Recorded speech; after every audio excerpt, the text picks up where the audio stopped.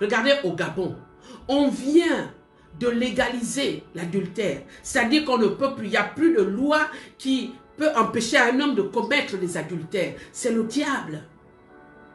C'est la division de la famille. C'est le désordre, c'est la débandade. Parce que si on ne peut plus reprendre un homme, s'il n'y a plus de code pénal qui condamne l'adultère, ça veut dire que la porte est ouverte à tout.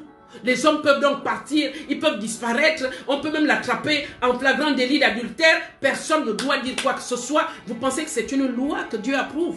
L'adultère vient briser de facto une famille, compromettre la destinée des enfants, arracher un mari en plein au sein de sa cellule familiale où il doit être le père, le gardien, celui qui veille. Sinon le jeune garçon n'aura pas d'éducation et de conduite. Sinon, la femme ne pourra pas parce qu'elle va être éprouvée. Satan vient éprouver la femme. Mais Dieu vient reconstruire. Toutes les femmes qui commettent l'adultère, qui arrachent le mari sont des Agar. Parce que Agar, elle n'a pas cherché à aller dans le lit. Agar est rentrée à cause de la manipulation de Sarah. Mais il y a des femmes dites Agar qui occupent la place qu'une épouse doit occuper. Elles viennent éjecter une femme de son foyer. Elles s'asseyent en commandement. Elles disent c'est moi la femme. Elles vivent les droits que l'épouse doit vivre. Elles vivent les joies sexuelles, le droit sexuel, les relations sexuelles que l'épouse doit avoir. C'est un plan diabolique pour éprouver la femme et détruire la famille. Parce que la parole de Dieu dit que l'homme appartient à sa femme. 1 Corinthiens chapitre 7 verset 1. Il est bon pour l'homme de ne pas se marier. Mais cependant, en raison de l'immoralité si répandue, il vaut mieux que chaque homme ait sa femme et que chaque femme ait son mari. Le mari doit remplir son devoir d'époux envers sa femme et la femme de même doit remplir son devoir d'époux envers son mari. La femme ne peut pas faire ce qu'elle veut de son corps propre, de son propre corps. Son corps est à son mari, de même que le mari ne peut pas faire ce qu'il veut de son corps, son propre corps. Son corps est à sa femme. La parole de Dieu est claire là-dessus. Donc un homme n'a pas le droit de dire à sa femme, je ne te désire pas, je suis épuisé. Comme la femme n'a pas le droit de dire à son mari, je ne te désire pas, je suis épuisé. Quand vous faites cela, vous le livrez à l'extérieur. Vous lui dites, bon, moi je ne veux pas, va dehors. Beaucoup de femmes ont elles-mêmes ouvert la porte au hagard dans leur vie de couple. À cause de l'immaturité, à cause du caractère, à cause de la mauvaise conduite. Et aujourd'hui, tous ces foyers brisés, les femmes n'ont que Dieu pour pleurer. Elles cherchent un miracle de reconstruction, de réconciliation. Malheureusement pour certaines, Satan a réussi son plan et les a amenés jusqu'au divorce. Je vous dis qu'il n'y a rien que Dieu ne puisse régler dans la vie du foyer, dans la vie de l'homme. Donc nous comprenons que le plan du diable est le plan de destruction. Nous allons prier. Et nous allons également éjecter tous les hagards. Si vous-même vous reconnaissez être hagard dans un foyer, madame, libérez le foyer. Madame, libérez le foyer. Dieu va vous donner votre mari. Parce que vous êtes sous la malédiction de Dieu. Parce que vous êtes en train de détruire un foyer. Alors que le plan de Dieu, c'est que le foyer puisse prospérer. Les enfants sont au sein de ce foyer. Et ce n'est pas un message de jugement. Je sais que le diable nous a trompés.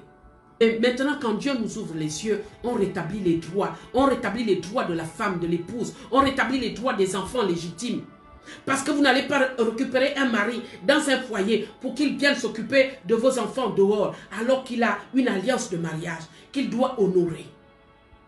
Vous ne pouvez pas être en train de faire des calculs, avoir des ambitions de réussir dans votre vie sentimentale en lésant une femme, elle qui a l'alliance, elle s'est vue porter, mais avant même de porter, il y a une histoire. Elle a peut-être beaucoup souffert avec cet homme. Ils ont peut-être construit, ils ont bâti ensemble, au-delà de faire des enfants. Et vous, vous arrivez simplement et vous dites non, c'est mon futur mari. Vous êtes en train de rêver de bâtir sur le malheur d'une femme.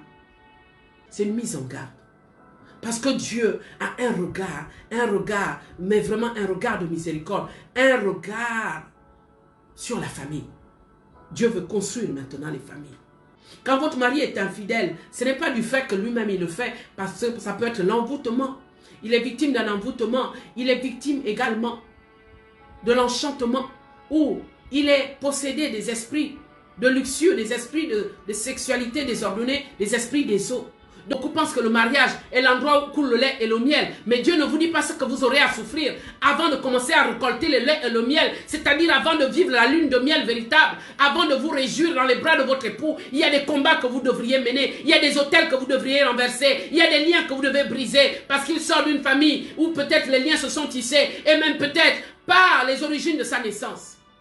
Et sans compter avec vous-même, vos problèmes rattachés à vos circonstances de naissance, les problèmes rattachés à vos fondations de naissance, aux liens, aux hôtels de famille. Vous êtes là et vous pensez que c'est seulement l'homme. Peut-être que c'est à cause de vous que les problèmes arrivent. Parce que dans votre famille, les femmes ne doivent pas se marier. Et à cause de cela, on a envoyé un esprit d'égarement à votre époux.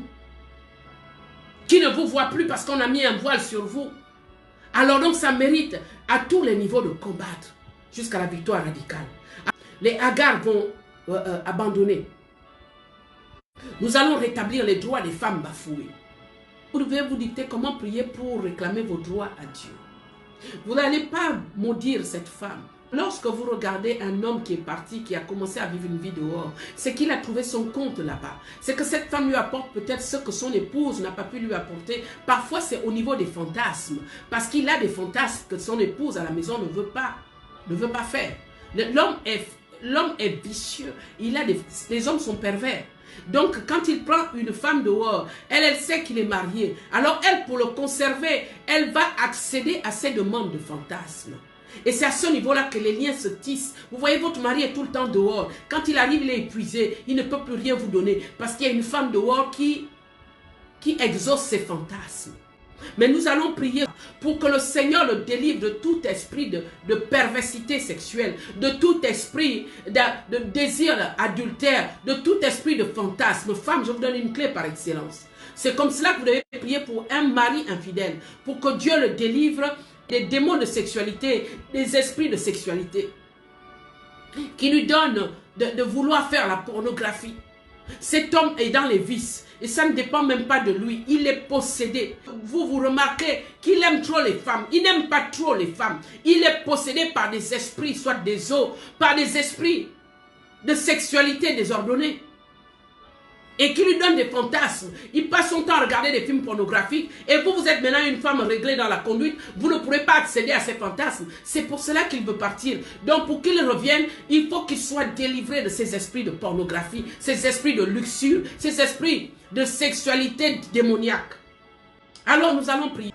Merci Seigneur parce que tu équipes. Nous voulons prier pour tous ces maris qui sont victimes, Seigneur, d'esprits de sexualité désordonnée, d'esprits de fantasme et de pornographie, qui ne peuvent plus désirer leur femme, mais qui préfèrent la femme étrangère parce que cette femme leur donne d'être assouvis dans les fantasmes. Seigneur, je te prie maintenant de délivrer tous les maris victimes de tels faits. Ces maris qui sont sous la servitude sexuelle. Seigneur, délivre-les. Au-delà maintenant de demander au Seigneur de les délivrer. S'il y a un lien qui s'est tissé, la bonne prière est de prier avec miséricorde, de dire Seigneur, pardonne à cette femme qui dans l'aveuglement a décidé de me prendre ce que j'ai. Elle a décidé de bâtir sa vie sur mon bonheur à moi, de me léser dans mes droits, parce qu'elle est ignorante. Parce que ce que je dis souvent, qu'est-ce qui vous amène cette compassion? Peut-être que vous n'avez pas connu l'adultère dans le monde, mais celles qui ont connu l'adultère, que vous avez été même tenté par un homme marié, même si vous n'avez pas fait l'acte, et si vous l'avez fait, vous allez comprendre que ces femmes-là ne font pas exprès. Ces femmes-là, pour la plupart, certaines, vivent dans des situations précaires. Elles n'ont rien, parfois elles ne travaillent pas. Au-delà de tomber amoureuses, cet homme les aide peut-être à subvenir aux besoins. Ils payent leur loyer. Et donc, elles finissent par s'accrocher parce que la vie ne leur a pas donné le choix. Alors, vous qui êtes peut-être à l'aise, peut-être que votre mari vous gâte, vous ne devez pas simplement être aigri dans vos maisons. Ce n'est pas tout de la maudire, vous la maudissez. Elle a déjà eu suffisamment de malédiction dans sa vie. Rien que du fait qu'elle sorte avec votre mari, elle est sous une forme de malédiction. Mais je veux ouvrir vos yeux sur la compassion, parce que c'est une clé par excellence. Femme, bénis cette femme-là. Aide de la miséricorde. Dis seulement, Seigneur, cette femme, elle veut bâtir sur mon bonheur. Elle veut m'éjecter de mon foyer pour venir s'asseoir. Elle est dans l'ignorance. Le diable l'a aveuglée. C'est contre moi qu'elle vient. Mais Seigneur, comme tu me dis de bénir tous ceux qui me maudissent, de prier pour tous ceux qui me persécutent, je prie afin que cette jeune femme ou cette femme qui s'est bien calé, qui rêve de ma vie, qui a des ambitions de m'éjecter pour vivre ma vie, qui, elle, a déjà pris le cœur de mon époux, qui est en train de vivre ma vie, qui roule peut-être dans ma voiture, qui est dans mon lit conjugal, alors que le lit conjugal est là où je vis, mais elle a créé un lit conjugal à l'extérieur, où mon mari se vaudrait tous les soirs, ou à chaque fois. Seigneur, je prie maintenant que tu viennes au secours de cette femme ignorante, que tu viennes au secours de cette femme qui est sous l'emprise du diable, que tu viennes au secours de cette femme qui n'a pas peut-être eu la grâce et la faveur du mariage, et que tu ouvres les portes du mariage dans sa vie. Seigneur, envoie son homme, donne-lui son époux, parce que Seigneur, il faut qu'elle fonde sa famille. Elle a soif de se marier, mais elle s'est trompée de cible. Le candidat sur lequel elle veut bâtir, c'est l'homme de ma destinée, c'est l'homme de ma vie, c'est le père de mes enfants ou de mes futurs enfants. Elle ne peut pas s'asseoir sur mon bonheur, elle ne peut pas régner sur mon fauteuil d'épouse, elle ne peut pas jouer avec mon statut, elle ne peut pas me conduire au divorce. C'est moi, Seigneur, qui déclare que mon foyer ne sera pas détruit. Je lui envoie son mari et je la bénis, Seigneur, de tout mon cœur, qu'elle trouve un époux, qu'elle trouve un homme qui veuille l'épouser. Si elle avait des problèmes sentimentaux, si elle avait un esprit de célibat, Seigneur, je prie qu'elle soit délivrée, parce qu'elle fait partie de ceux que tu es venu sauver. Seigneur, sauve cette femme. Elle n'est pas mon ennemi, mais le diable a voulu qu'elle soit mon ennemi, parce qu'elle menace la sécurité de ma famille, elle menace la sécurité de mes enfants, elle menace ma destinée. Mais moi, je la bénis de tout mon cœur. Je la bénis de toute ma force. Je veux qu'elle soit heureuse. Je veux qu'elle porte aussi une alliance au doigt. Je veux qu'elle porte cette robe blanche. Je veux qu'elle soit aimée. Et ainsi, Seigneur, alléluia, mon mari sera libre d'elle. Délivre-les. Je serai une femme honorée, je serai une femme aimée, je suis l'épouse, je m'appelle l'épouse, c'est moi l'épouse, mon statut c'est l'épouse. Je prends, Seigneur, je porte mon vêtement d'épouse, avec tous les droits que cela me confère, sur le plan spirituel, sur le plan matériel, sur le plan financier, sur le plan moral, sur le plan mental, alléluia, sur le plan sentimental. Je récupère mes droits, je ne me laisserai plus faire. Je ne suis pas une femme vaincue, mais je suis une guerrière. On ne m'arrache pas ce qui m'appartient, on ne m'arrache pas ce qui m'appartient. Seigneur, je déclare que je ne connaîtrai plus des larmes, mais que des larmes de joie.